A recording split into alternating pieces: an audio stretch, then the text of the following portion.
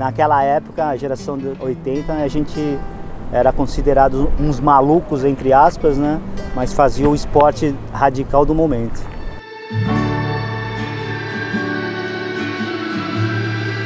Tenho vários amigos, mas o voo livre foi um que eu fiz a maior família. Como eu sou filho único, cara, toda a galera são meus irmãos.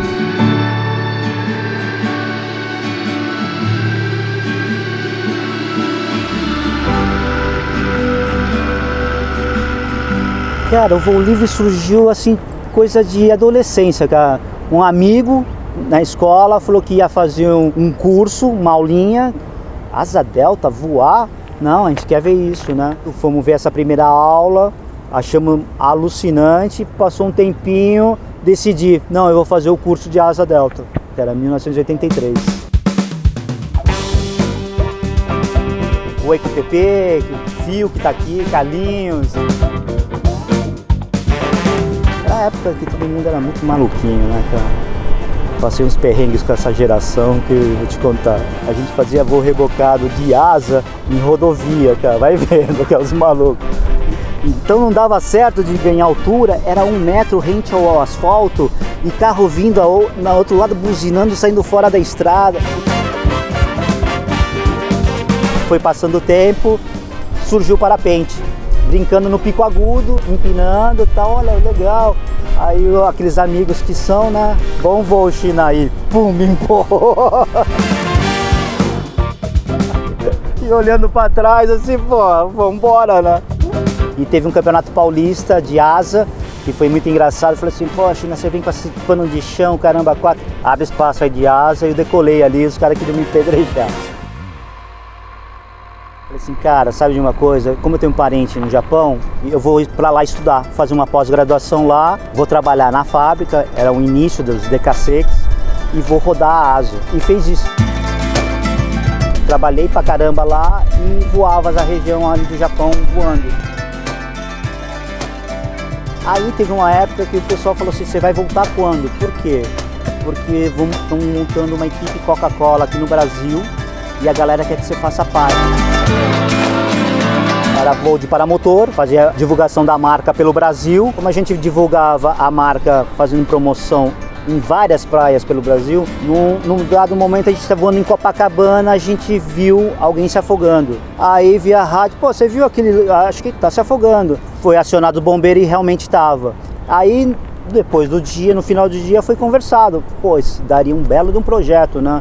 A gente juntar a parte esportiva do paramotor com uma empresa que participasse desse projeto, mais os bombeiros. E surgiu a equipe 7up de monitoramento na Orla Carioca. Foi muito legal, cara. O Haroldo fez um convite para mim e para o Lula Lag. Nós viemos para ser juiz aqui nesse evento. E era muito engraçado que hoje tem a tecnologia do GPS, né? E naquela época não, cada piloto tinha sua bandeirinha que falava onde você pousou e ele marcava no quadro ali do mapa da competição. E num esporte sempre tem uma pilantragem, digamos assim. E, tipo, Maurício, você pousou aonde? Esse cara vinha aqui, eu pousei aqui. Depois que comecei a pegar aqui, nós fomos pioneiros no paramotor, eu achava que, cara, precisava fazer alguma coisa de divulgação, voar na praia já estava meio enchendo o saco, aquele barulho em cima do povo, não era legal. Então eu falei assim, cara, ninguém está fazendo voos de cross country no Brasil. Eu vou começar a fazer. E aí eu falei, sabe de uma coisa? Para impactar tem que ser um voo legal, algo diferente. Eu vou bater o recorde brasileiro e vou atravessar a maior praia do mundo, que o pessoal fala que é a Praia do Cassino, que tem 250 quilômetros. Isso foi 19 de junho de 2005. Saí de Porto Alegre, cheguei na madrugada, o dia é hoje, vi que o vento era aquilo que eles falam que é o nordestão dele, né? E preparei, decolei e fui embora, cara. Adeus dará. Falei assim, Alessandra, vai pro Chuí, se eu não chegar lá, dorme, e no dia seguinte se aciona, sei lá, a polícia, alguma coisa, que eu fiquei no meio da roubada. Não vai pegar rádio, celular não existia, praticamente não funcionava, e eu fui nessa. E foi muito engraçado que em um determinado momento o vento virou. Ele começou a me jogar para dentro d'água. Entrei tipo 1 a 3, quase chegou a 2 km para dentro d'água. Aí bate aquele desespero, né? Soltei as presilhas e falei, no último momento eu vou pular, quero que se dane isso daí, né? Vou voltar nadando, cara, porque tá me empurrando. Então, aí eu falei, não, vamos relaxar, começa a pensar, vamos tentar voar em camadas. E andava numa camada, nada. Segunda, nada. Terceira, e foi variando, achei uma, começou a andar. E naquela época, 2005, os parapentes não tinham hoje a performance que tem hoje, né? E foi, a praia foi chegando, pum, colei de novo na beira da praia e fui embora até chegar Aí vi no finalzinho, tem um pier enorme em Chuí e tem o farol. Aí eu vi lá um carrinho preto e tava lá a Alessandra lá me esperando. Aí cheguei lá, foi 4 horas, 5 horas de voo, cara. E foi o recorde brasileiro, 250 quilômetros naquela época.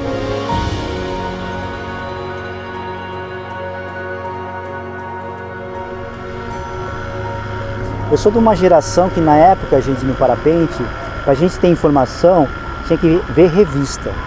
Então, essa troca de informações que teve o PwC, que está tendo agora essa geração, é muito mais rápido e é muito mais assim palpável que a minha geração. Aí, China. Richard. A equipe brasileira de parapente, eu acho que evoluiu muito, cara. Os pilotos estão num nível altíssimo. Então, eu acho que essa geração que veio agora e está se destacando hoje uma etapa do brasileiro, se vier um gringo aqui, cara, ele vai ter que andar pra caramba, cara, porque o nível tá alto. Em 2010, bateu uma depressão quando a Alessandra faleceu. Não tava mais com aquele tesão de voar, porque a Alessandra acompanhava nas coisas, fazia tudo junto. Depressão é uma coisa perigosa, que pode te levar à morte. Aí pintou a galerinha, falei, não, você tem que sair dessa, volta a voar. Aí foi essa viagem para a África do Sul. Foi aonde que deu o start de, não, vamos aí seguir a vida segue, né? E vamos tentar.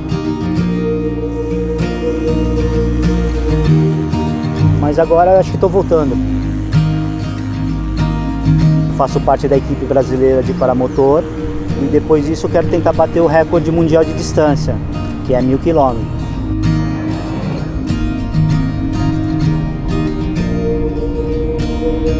Não sei o que voo livre cativou. Voo livre é diferente, a galera é outra.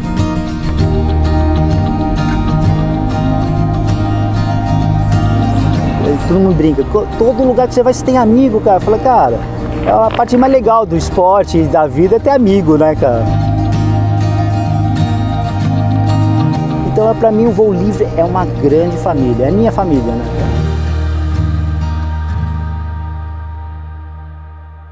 Vou mandar um recado para você. Se você está gostando do canal, vai lá, se inscreve nele, deixa o seu like e ativa o sininho. Isso é muito importante pra gente.